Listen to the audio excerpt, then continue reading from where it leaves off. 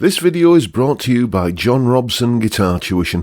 If you enjoy the content, please consider supporting the channel by enrolling on a course, purchasing some guitar lessons or a t-shirt, or you can join my Patreon. Now, on with the show. Hello chaps, welcome once again to John Robson Guitar Tuition. As always, I do hope you're well. Today is Tuesday, which around these parts means I'm doing a top 5 list, and somewhere along the line I think we've coined the term Top 5 Tuesday, and I'm kind of settled into this rhythm now. And recently I've been doing this kind of Top 5 Tuesday slot on the topic of my favourite guitar moments from a particular decade. When I talk about a guitar moment, it can be something as simple as just a single note. I don't think I've done anything where it's just a single note yet, but it's bound to occur. Or maybe a single chord. Who knows? But it can be anything from as kind of simple and kind of brief as that, all the way up to an entire album, or, a song, a solo, a riff. Just some little bit of guitar playing that makes the hairs on the back of my neck, if there were any left, stand on end. And, in terms of the decades that I've covered so far, we've looked at the 70s, the 80s, the 60s. At some point I'll probably get onto the 90s, but I'm going to go back to the dawn of the electric guitar as a popular music instrument, certainly, in terms of rock and roll, rock music. We're going to be talking this week about the 1950s. So, coming up are my 5 favourite guitar moments of the 1950s, beginning with Johnny Be Good, intro, by Chuck Berry. Yeah. The moment you start talking about, iconic guitar moments of the 1950s, you got to talk about Johnny Be Good, because, frankly, it's era-defining, really, isn't it? I didn't discover this because I wasn't alive in the 50s. I was born in 67, and in 1977 I was 10 years old. And that was the year that NASA launched the Voyager mission, with that deep space probe to basically as a calling card from the human race to, whatever civilizations that if there are any out there, that will encounter this probe as it kind of continues its journey bimbling through the deep space. And on that Voyager probe, there was, and it was all over the news. I think we did a school project about it as well. As I say, I was 10 years old at the time. There was a recording of various recordings of things that are culturally significant about the human race, and one of them was Johnny Be Good by Chuck Berry. Indeed, yes, sending, spreading the rock and roll gospel out towards deep space and to boldly go where no guitar lick has ever gone before, so to speak. Just as part of this school project that I dimly remember, we kind of listened to these recordings, and that was the first time I'd heard that electrifying guitar intro. And this was against the backdrop of the 1970s, obviously, and what was big box office in the 70s? Well, Happy Days was on TV, and I think Grease was just about to come out in the cinemas, and our top 40, or hit parade as it was called at the time, was full of 50s rock and roll revival bands like the Darts and Shawaddy Waddy and Shanana, and was Shakin' Stevens around then, or was he a little bit later? I can't remember, but that whole kind of 50s rock and roll revival was kind of had already lit a fire under me. And then I heard Chuck Berry's intro, and dear me, it's along with probably Apache by the Shadows, it's one of the things that made me think, yeah, it's inevitable, I'm going to kind of pick up an electric guitar at some point. So that one had to be on the list. Next, Peter Gunn theme by Duane Eddy. Yeah, Peter Gunn, the Peter Gunn theme by Duane Eddy. Not originally by Duane Eddy. I think it was it written by Henry Mancini? I'm not sure, but I know it was apparently used as the not the Duane Eddy version, but the original version, Henry Mancini, let's say, was used as the theme tune to. I believe, I've never seen it, but like a kind of a US cop show, kind of Private Eye sort of thing, sort of Philip Marlowe, from what I've read. that kind of thing. And again, how I first encountered this was in the 70s. Does anyone of a similar vintage to me who grew up in the UK remember the Kenny Everett video show? Indeed, yes.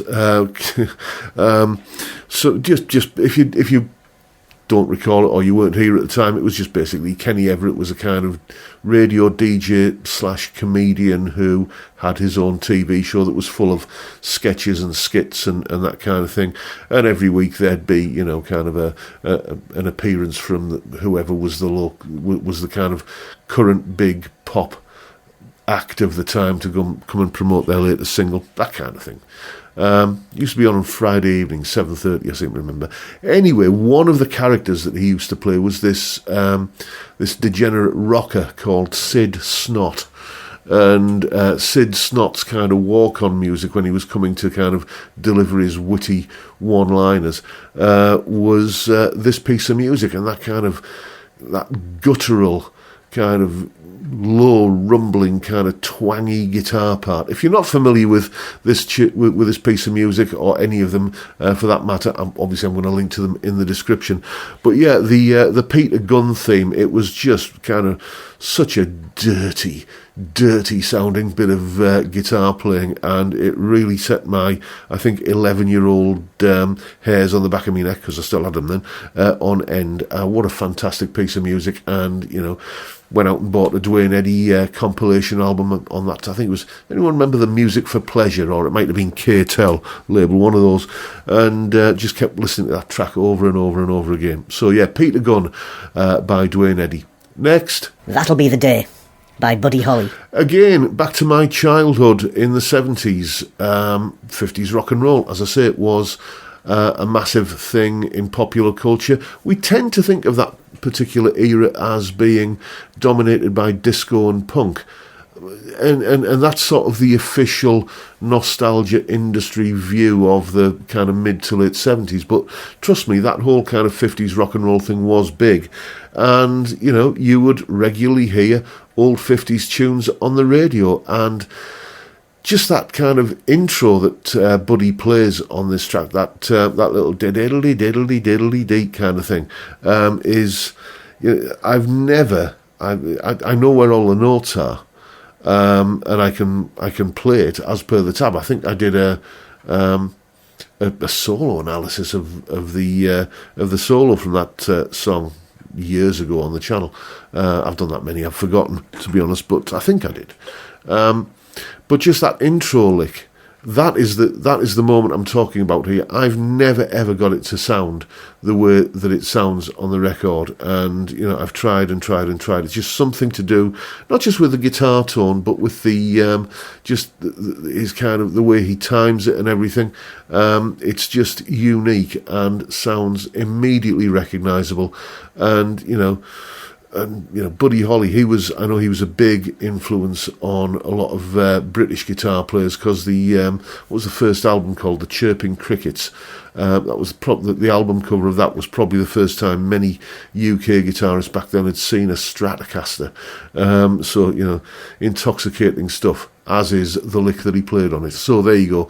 That'll Be the Day by Buddy Holly. Next, Hound Dog solo by Scotty Moore. Yeah, the solo from... There's two solos on this song. Hound Dog, two solos on a song it can't be much more than about 2.5 minutes long, But that first kind of solo that Scotty plays, which I definitely remember, I have done a solo analysis of that solo on the channel, probably about 3 years ago now. And... Again, it's got that same sort of guttural, dirty sort of sound as the Duane Eddy thing that I mentioned earlier. Absolutely fantastic stuff. It's just basically a little bit of a wander around, I think, C minor pentatonic, maybe a little bit of C major, doing that blues kind of thing mixed in again. It's nothing...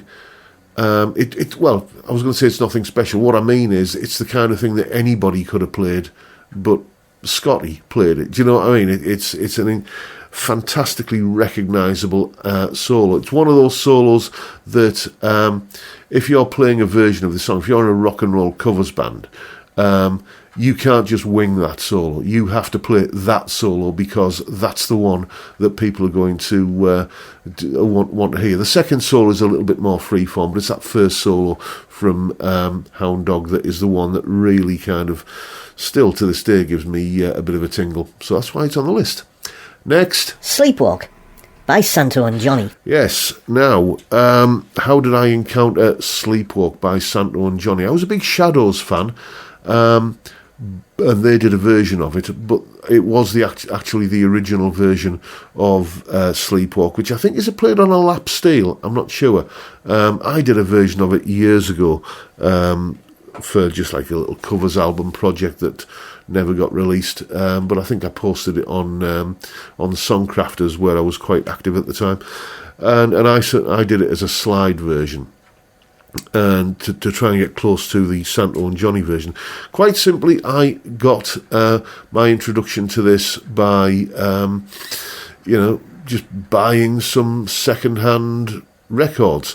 Do you remember there used to be at your local newsagent shop? I'm not sure how this worked overseas, but over here in the UK, used to be able to buy these things called Pop-X records, which were basically when whoever was responsible for such things used to kind of renew the 45 RPM singles in a jukebox. The old ones would get sold off for like pennies, and you could walk into your local newsagents and they'd have gone to the wholesalers and bought a pre-packaged box of these Pop-X records and then sell them. As I say, I think when a 45 RPM single was maybe about £1, you could buy these for like 15 pence or something. And that's how I discovered quite a lot of music when I was a kid. Because it was a cheap way of buying music, and sometimes they were a bit scratched, but it was often just often you got a good decent recording. And I just looked at this one. It was called Sleepwalk, which I thought sounded like a cool name. And Santo and Johnny just sounded so exotic, I don't know why. I was probably about 11 or something like that when I discovered it. Got it home and listened to it, and just, this was like nothing else I'd ever heard. I later found out that the Shadows had done a version of it, which is good. But it's the Santo and Johnny one that I first encountered, and it's an absolute belter. I really, really love it. And as I say, I've linked to all of these down in the description, so if you're not familiar with any of these, go and check out the links. But those are my 5 favourite guitar moments of the 1950s. Make of it what you will. Let me know if I've missed any of your favourites, or if you agree with the list, or if you strongly disagree with any of my choices. These are just my personal choices. As I say in all of these videos, I'm not trying to pick the most iconic, influential or definitive, guitar moments from a particular decade. My favourites, and I'm allowed to have my favourites, and you're allowed to have yours as well. And those were mine. And that is pretty much the video for today, folks. Hope you've found it relatively entertaining, and if that's the case, please hit the subscribe button and the notification bell if you haven't already done so. And why not drop me a like while you're at it? Don't forget the live stream every Friday, 5 PM UK time, where we drink beer and talk about music and guitars. What a great way to kick off the weekend, I'm sure you'll agree. I'd love to see you there if you can make it, but for now, that is very much it for today. So I'd like to take this opportunity to say thank you so much for watching. Thank you for your time. Look after yourselves, folks. Stay well, stay safe, and above all, stay sane. Bye for now.